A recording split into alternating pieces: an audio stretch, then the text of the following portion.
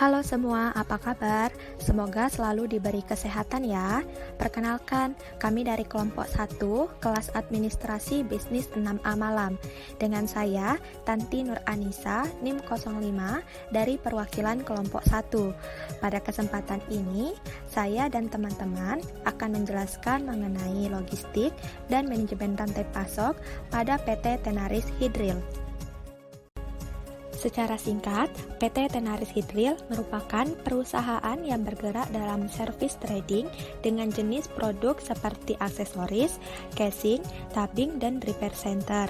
Tenaris Hydril merupakan salah satu penunjang rantai supply operasional Tenaris Casing dan Tubing di Indonesia, serta keperluan ekspor lainnya. PT Tenaris Hydril memiliki departemen supply chain yang sangat baik. Hal inilah yang menjadikan kami sangat tertarik untuk mengetahui studi kasus supply chain di perusahaan tersebut dan mengetahui juga kasus-kasus yang mungkin terjadi di departemen tersebut. Adapun poin-poin yang akan kami bahas pada kesempatan ini, yang pertama adalah model transportasi dan distribusi. Kemudian ada model pengadaan pemilihan supplier dan pembelian. Yang ketiga, model warehouse dan material handling. Dan yang terakhir, analisis hasil studi kasus yang telah kami lakukan. Nah, untuk lebih jelasnya, langsung saja yuk kita masuk ke pembahasannya. Enjoy! Halo, saya Nadia. Selanjutnya kita akan membahas poin pertama, yaitu model transportasi dan distribusi. Dalam ruang lingkup rantai pasok akan selalu berkaitan dengan aktivitas transportasi dan manajemen distribusi. Aktivitas transportasi mengacu pada pergerakan produk dari satu lokasi ke lokasi lain dalam rantai pasokan. Transportasi merupakan aktivitas yang paling mudah dilihat sebagai kegiatan utama logistik. Dalam konteks manajemen rantai pasok, fungsi penting transportasi memberikan solusi layanan logistik seperti pergerakan produk dan penyimpanan barang. Sementara itu, manajemen distribusi memungkinkan perusahaan menciptakan kecepatan waktu kirim serta efisiensi yang tinggi dalam jaringan distribusi. Salah satu faktor yang menentukan produk yang kompetitif di pasar adalah kemampuan untuk mengirimkan produk ke pelanggan secara tepat waktu, dalam jumlah yang sesuai, dan dalam kondisi yang baik. Kemampuan untuk mengelola jaringan distribusi merupakan komponen yang penting bagi dunia industri. Selanjutnya adalah jaringan distribusi. Gambar ini merupakan gambaran dari jaringan distribusi. Jaringan distribusi sering dianggap sebagai fasilitas fisik dan fasilitas pengangkutan dengan operasi cenderung terpisah. Saat ini, jaringan distribusi merupakan bagian integral dari kegiatan supply chain dan memiliki peran strategis sebagai titik penyalur produk maupun informasi dan untuk menciptakan nilai tambah. Fungsi dasar manajemen distribusi dan transportasi. Fungsi distribusi dan transportasi pada dasarnya adalah mengantarkan produk dari lokasi di mana produk tersebut diproduksi sampai di mana mereka akan digunakan. Manajemen transportasi dan distribusi mencakup aktivitas fisik dan non-fisik. Aktivitas fisik berkaitan dengan penyimpanan dan pengiriman produk, sementara aktivitas non-fisik berkaitan dengan pengolahan informasi dan pelayanan kepada pelanggan. Manajemen distribusi dan transportasi pada umumnya melakukan sejumlah fungsi dasar yang terdiri dari melakukan segmentasi dan menentukan target service level, menentukan mode transportasi yang akan digunakan, melakukan konsolidasi informasi dan pengiriman, melakukan penjadwalan dan penentuan rute pengiriman, kemudian memberikan pelayanan nilai tambah, dan menyimpan persediaan atau inventory, dan terakhir adalah menangani pengembalian atau return. Selanjutnya adalah pihak-pihak dalam transportasi manajemen. Setidaknya ada 6 pihak dalam manajemen transportasi menurut Bowersox. Pertama, pengirim atau shipper, seringkali disebut sebagai konsignor. Kedua, penerima atau receiver, dikenal sebagai konsignee. Ketiga, perusahaan penyedia jasa transportasi atau carrier dan agent. Keempat, ada pemerintah atau government. Kelima, teknologi informasi dan komunikasi atau ICT, dan masyarakat atau publik. Moda transportasi. Pemilihan moda transportasi merupakan permasalahan yang penting dalam sistem transportasi dan distribusi. Berbagai moda transportasi dapat digunakan, mulai dari transportasi darat atau inland transportation yang menggunakan transportasi jalan raya dan kereta api atau railway, transportasi laut atau sea freight, transportasi udara atau air freight, dan penggunaan pipa atau pipeline.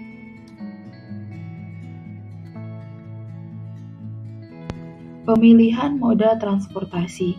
Pemilihan moda transportasi merupakan permasalahan yang penting dalam sistem transportasi dan distribusi. Pemilihan moda transportasi dilakukan dengan mempertimbangkan antara lain kondisi geografis, kapasitas, frekuensi, biaya atau tarif, availabilitas, kualitas pelayanan, dan reliabilitas, baik waktu, pengiriman, variabilitas, reputasi, dan lain sebagainya. Baiklah, selanjutnya pada pembahasan ini kita akan mengkaitkannya kepada PT Tenaris Hydril, di mana perusahaan ini merupakan tempat kelompok kami melakukan studi kasus. Nah, moda transportasi yang diterapkan oleh PT Tenaris Hydril adalah transportasi jalan dan transportasi air. Untuk transportasi jalan menggunakan truk dan transportasi air menggunakan kapal.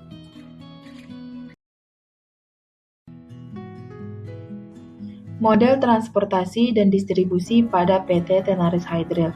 Pada PT Tenaris Hydril, manajer transportasi bertanggung jawab terhadap pergerakan persediaan barang dari perusahaan ke pelanggan. Pengelolaan kegiatan transportasi di PT Tenaris Hydril sangat efektif dan efisien, yaitu dengan memastikan pengiriman barang dari perusahaan ke pelanggan dengan tepat waktu, tepat jumlah, tepat kualitas, dan tepat penerima. Aliran distribusi barang pada PT Tenaris Hydril. Untuk aliran distribusi barang pada PT Tenaris Hydril dapat dilihat pada gambar ini. Proses distribusi dimulai pada saat barang telah sampai di pelabuhan, di mana barang ini dikirim oleh supplier. Kemudian, barang yang telah sampai di pelabuhan akan di-forward ke perusahaan PT Tenaris Hydril.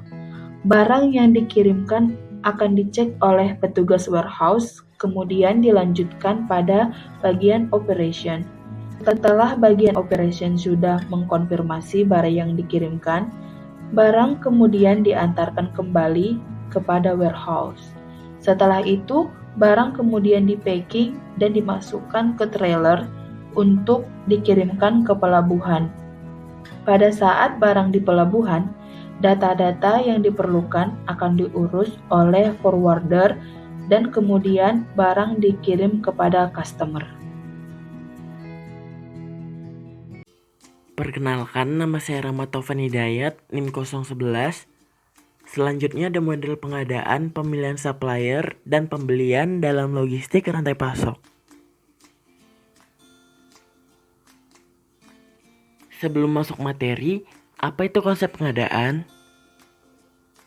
Konsep pengadaan merupakan salah satu komponen utama dalam rantai pasok. Pengadaan barang atau bahan baku tujuannya adalah untuk mendapatkan efisiensi operasi melalui integrasi dari semua pergerakan bahan baku melalui kegiatan penyimpanan bahan baku di perusahaan.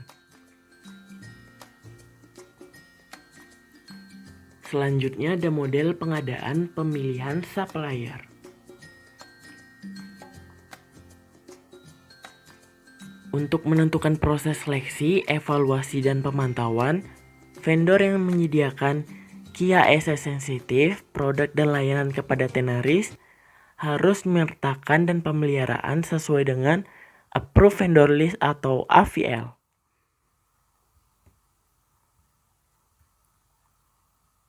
Berikut contoh form yang harus diisi oleh vendor.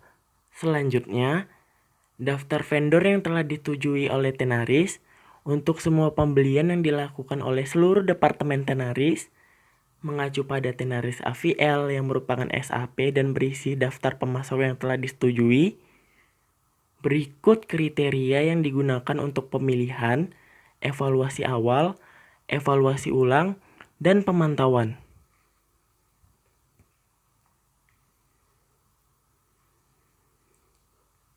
1.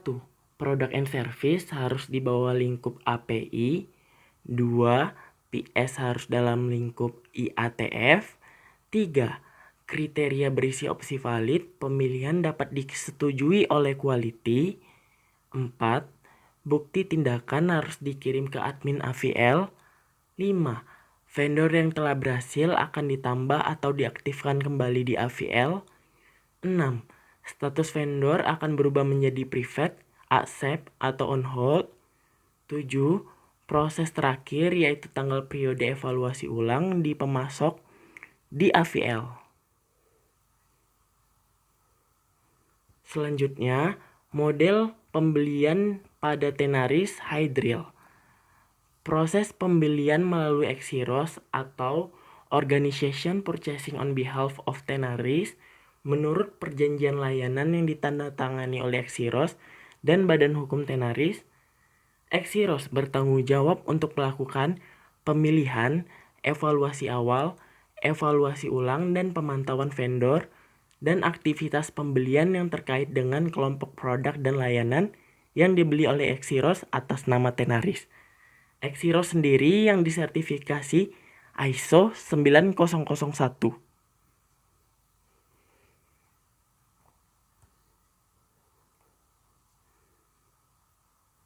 Exiros juga membeli beberapa produk seperti raw material, assemblage, tooling.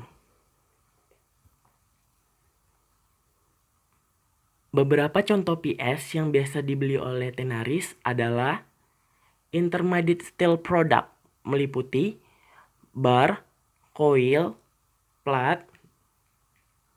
General service meliputi cutting, pipa bending, threading. Logistic service meliputi stockyard, forwarding, transport.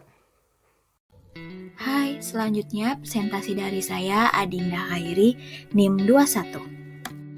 Berikut ini adalah bagian dari warehouse yard Tenaris Hydril. Seperti yang kita ketahui, Tenaris adalah perusahaan jasa trading yang harus memiliki kapasitas warehouse yard yang cukup untuk menyimpan material. Ketika material datang, maka tanda terima material harus diverifikasi dan diperiksa oleh inspection atau yard personnel. Proses verifikasi dan pemeriksaan oleh yard personnel yaitu tahap penerimaan sebelum material dibongkar dengan pertama pemeriksaan visual, kondisi packing, kondisi permukaan, adakah korosi selama transportasi, dan tentu dengan pengambilan gambar sebagai evidence. Lalu ada compare dokumen dengan verifikasi jumlah aktual apakah sesuai, lalu jika adanya ketidaksesuaian, maka harus dilaporkan kepada pengawas warehouse untuk mengkonfirmasi ketidaksesuaian tersebut. Selanjutnya, storage atau penyimpanan material. Material disimpan di area yang telah ditentukan. Material yang datang ada di area receiving incoming, material yang masih diproses ada di area mesin trading, dan material yang sudah selesai disimpan di area finishing yang aman dari hujan dan cuaca buruk. Nah, material yang siap dikirim harus ditumpuk dalam rak tersendiri dan tidak tercampur dengan pipa yang sedang dikerjakan. Akumulasi area storage harus dijaga bebas dari rumput, gulma, dan genangan air. Lalu selanjutnya untuk bahan kimia dan tooling.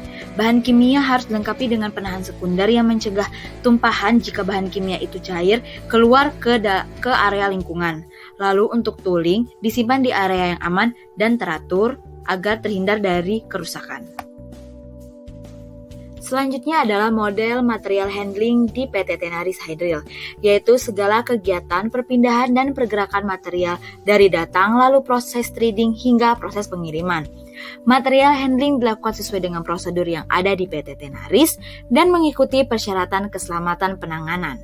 Bisa dilihat pada bagan yang tertera. Dalam proses perpindahan material menggunakan forklift dari area receiving hingga finishing menuju shipment. Selain forklift, Kegiatan utama material handling di PT Tenaris Hydril untuk pemindahan material atau clamping proses bisa dilihat pada gambar yang tertera, yaitu ada overhead crane and jeep crane. Nah, overhead crane and jeep crane ini bisa melakukan gerakan 6 arah, yaitu kiri, kanan, maju, mundur, atas, dan bawah. Overhead crane and jeep crane ini bisa mengangkat material dengan kapasitas 1 hingga 5 ton. Baik, selanjutnya ada handling aksesoris ke dalam mesin C-hook atau mesin crane hook, dan ada webbing sling handling aksesoris postpad and blasting manual jeep crane. Nah, di sini ada sling belt yang merupakan alat bantu untuk menghubungkan alat pengangkat seperti crane dengan benda yang akan diangkat. Oke, selanjutnya untuk poin 4 mengenai hasil analisis studi kasus akan dijelaskan oleh saya, Praona Rada, dengan NIM 04. PT Tenaris Hydril merupakan suatu perusahaan manufaktur yang bergerak dalam service trading dengan jenis produk seperti aksesoris, casing, tubing, dan repair center, yang dimana dalam rangka memenuhi kebutuhan operasionalnya atau dalam proses bisnis perusahaan tersebut mengandalkan suatu divisi yang disebut dengan divisi supply chain. Divisi ini sangatlah penting karena divisi inilah yang paling menentukan profitabilitas dari suatu perusahaan. Namun, dalam pelaksanaan kegiatan supply chain management tersebut terdapat salah satu masalah yang cukup berarti, yaitu mengenai lead time. Lead time barang tertentu yang sangat panjang, di mana hal tersebut akan membuat pengiriman barang atau barang akan sampai di tangan pelanggan dengan terlambat, di mana hal ini akan menjadi seperti efek domino, berdampak pada barang yang lainnya juga. Selain itu, dengan barang yang terlambat dikirim atau dikirimkan kepada customer, maka akan ada biaya atau kos berlebih yang harus dikeluarkan, seperti yang seharusnya tidak ada biaya simpan menjadi ada biaya simpan. Hal tersebut sungguh sangat mengganggu profitabilitas dari suatu perusahaan. Setelah mengetahui permasalahan yang ada di Departemen Supply Chain dalam Tenaris tersebut, maka kami mendapatkan beberapa solusi yang dapat diterapkan oleh perusahaan tersebut. Terdapat 2 hal yang dapat dilakukan untuk mengatasi masalah tersebut. Yang pertama yaitu melakukan kolaborasi dengan stakeholders atau melakukan cluster development atau cluster activation. Yang kedua yaitu dengan mengembangkan strategic supply chain management secara internal, di mana supply chain harus terintegrasi dengan proses-proses lain dalam perusahaan seperti drilling, teknologi, project, dan production, sehingga barang dapat dipantau dari datang hingga ke tangan customer atau pelanggan. Oke, sekian presentasi dari kelompok kami. Apabila ada salah kata, kami mohon maaf. Semoga apa yang kami sampaikan akan menjadi ilmu yang bermanfaat bagi yang menonton. Atas perhatiannya, kami ucapkan banyak terima kasih. Bye-bye.